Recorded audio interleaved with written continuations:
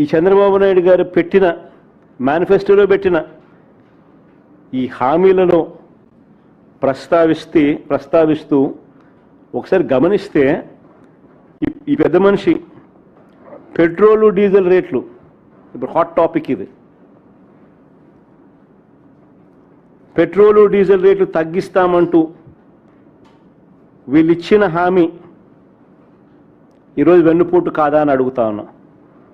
2 ఏళ్ళు అయిపోయింది.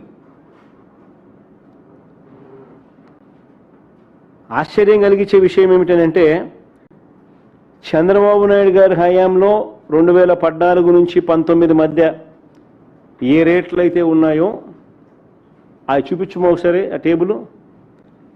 ఆ రేట్లే మా హయాంలో ఉన్నాయి. కేవలం ₹1 మాత్రమే మేము అదనంగా పెంచింది.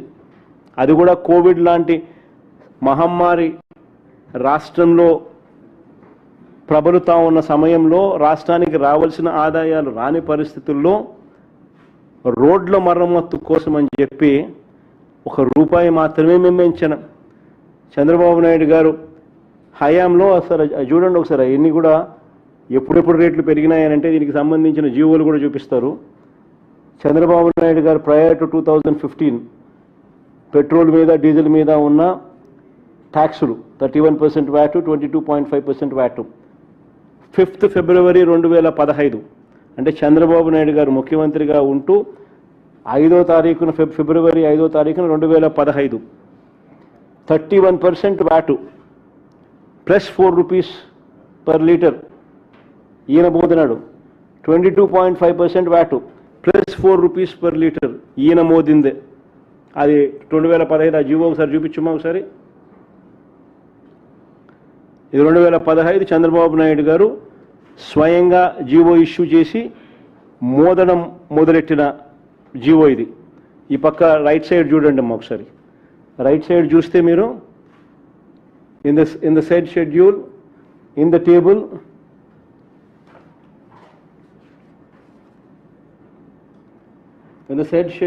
table against item number 2 petrol in column number 4 rate of tax for the figure and percentage 31%, the figure and percentage 31% plus ₹4 per litre shall be substituted. In the said schedule, in table against item number 5, all kinds of diesel oils including C9 in column number 4, rate of tax for the figure and percentage 22.5, the figure and percentage 22.5 plus ₹4 per litre shall be substituted. In ఇచ్చిన GO ఈయన హయాంలో ఈయనిస్తే మేము Covid లాంటి మహమ్మారి సమయంలో 2020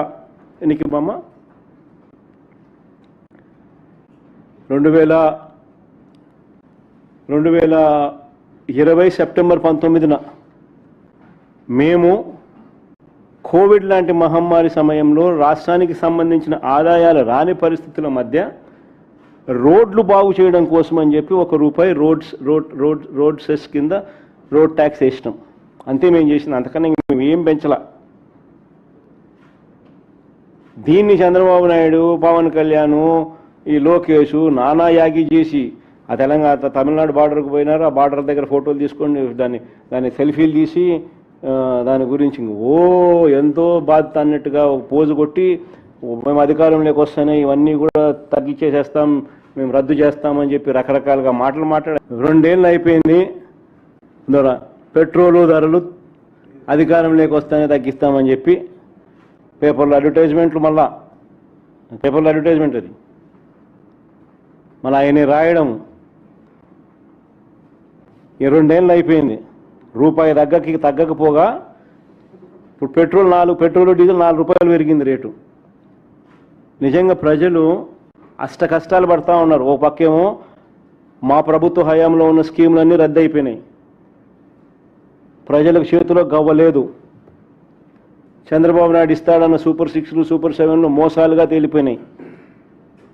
ఓ పక్క స్కీములు రద్దు, మరో పక్క ఈయన ఇస్తాననేటివన్నీ మోసాలు, మరో పక్క రైతులకు ఏ పంటకు గిట్టుబాటు ధరలు రాని పరిస్థితి. అతలాకుతలమవుతా ఉన్న గ్రామీణ వ్యవస్థ. పొదుపు సంఘాల అక్క చెల్లెమ్మలకు 0 వడ్డీ రద్దు. పొదుపు సంఘాల అక్క చెల్లెమ్మలు రుణాల పరపతి మా హయాంలో మేము స్టార్ట్ చేసినప్పుడు 25,000 కోట్లు ఉంటే దాన్ని 49,000 కోట్లకు మేము రుణాలు పెంచుకుంటూ పోతే 0 వడ్డీ ఇస్తూ, చేయూతనిస్తూ, అక్క చెల్లెమ్మలకు తోడుగా నిలబడుతూ, ఆసరా అనే ప్రోగ్రామ్ను అమలు చేస్తూ, రకరకాలుగా చేయూతనిస్తూ మేము తీసుకొని పోతే చంద్రబాబు నాయుడు గారి హయాంలో అక్క చెల్లెమ్మల పరిస్థితి ఎంత దారుణంగా పడిపోయిందనంటే పొదుపు సంఘాల పరపతి 0 వడ్డీ సైతం అక్క చెల్లెమ్మలకు రాని పరిస్థితి. ఆసరా కథ దేవుడెరుగు, చేయూత కథ దేవుడెరుగు. అన్ని పథకాలు రద్దయిపోయినాయి వైఎస్ఆర్సీపీ ప్రభుత్వంలో ఉన్నటువన్నీ కూడా.